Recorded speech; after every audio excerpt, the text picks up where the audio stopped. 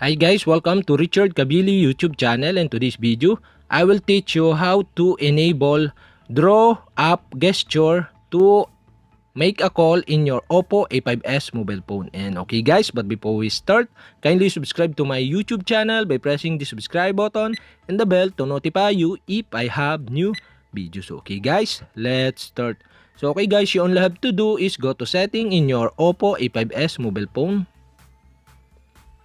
And okay guys, here in settings, okay, scroll down and find the smart and convenient. Okay, click this.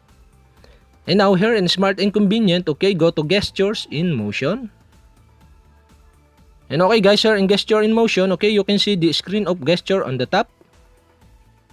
And okay guys, here in screen of gesture, okay, you can see the screen of gesture button on the right side. Okay, you only have to do is enable this. And now here you can see the more screen of gesture below. And okay, you only have to do is click the screen of gesture. And now here in screen of gesture, okay, in this tutorial, I will show you how to enable the draw up gesture. And okay guys, you only have to do is select the draw up gesture.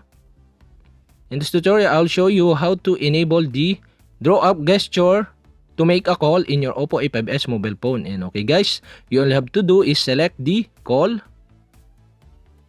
And okay guys, now you can select the person or contact in your mobile to make a call in your gesture using the draw up gesture. And okay guys, I select one of my contact for my example.